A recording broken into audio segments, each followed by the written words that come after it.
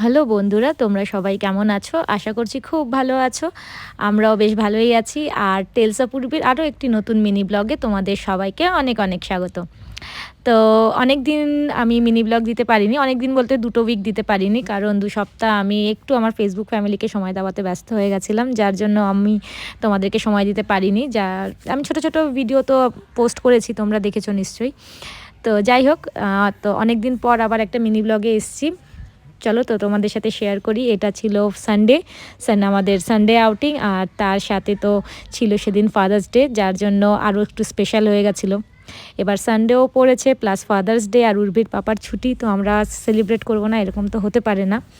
তো যার জন্য আমরা বেরিয়ে পড়েছি। দেখো, সানডে বলে আমাদের আশেপাশে সব দোকানগুলো তো বন্ধই।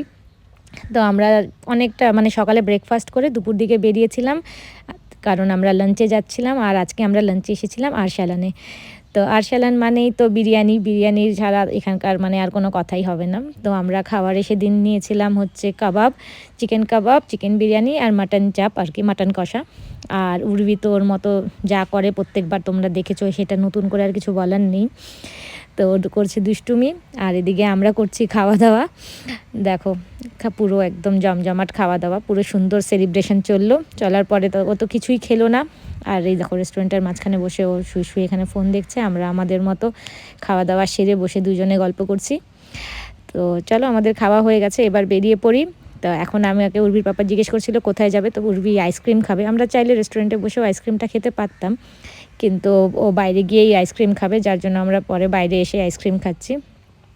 পুরো দিনটা সুন্দর করে সেলিব্রেট করার কথা, আর সুন্দর করে সেলিব্রেটও করেছি। আর আমি আর উর্বি ওর পাপার জন্য একটুখানি আলাদা করতে চেয়েছিলাম দিনটাকে, যেহেতু ফাদার্স ডে বলে কথা।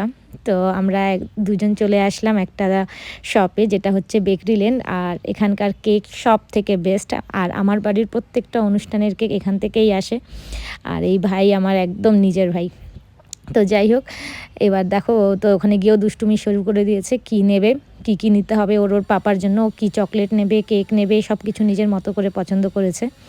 তো তোমরা কেকটা তো এখানে দেখলেই যে উর্বি কোন কেকটা নিয়েছিল। পরে বাড়ি গিয়ে তোমরা দেখবে যে কেকটা সেম ওরকম আছে কি না, যেরকম উর্বি ওর পাপার জন্য নিয়ে এসেছিল। উর্বি যে কি পরিমাণ শান্ত, তার একটা ক্লিপ আমি এখানে তোমাদের সাথে শেয়ার করছি। তো যাই হোক, ওর পাপাকে এনে দিল, যে তোমার জন্য এনেছি। বলছে কেন, বলছে আজকে ফাদার্স ডে না, তাই। তো দুজনের মধ্যে খুব একটু আদরের হলো। এমনি সময় তো ওদের মাঝখানে সাপ আর বেজি দুজন ঝগড়া করতে থাকে সব সময়। তো যাই হোক, এই দেখো হাফ কেক নেই, তার কারণ হচ্ছে ওটাকে বাড়িতে এনে 2 সেকেন্ডও ও রাখেনি, তার আগেই ও ওর উপরে বসে পড়েছে। লাফাতে ও কখন যে গিয়ে ওখানে বসে পড়েছে বুঝতেই পারিনি আমি। তো যাই হোক, এই কেকই ওর বাবা কেটে ভীষণ খুশি, কারণ বলছে যে আমার মেয়ে যে এত দুষ্টু, সেটা এই কেক দেখলেই বোঝা যায়। আমি খুব হ্যাপি যে ও কেকটাতে বসেছে। ভালো কেক কাটলে ও বুঝতে পারতো না যে ও এই মেয়ের বাবা আর কি। তো যাই হোক, এইভাবেই আমরা খুব আনন্দে আমাদের দিন কাটালাম। খুব ভালো, খুব মজা হলো। তো তোমরা সবাই টেলস অফ উর্বি দেখতে থাকো, টেলস অফ উর্বির সাথে থাকো। তোমাদের সাথে আবার পরের ভিডিওতে দেখা হবে। সবাই ভালো থেকো।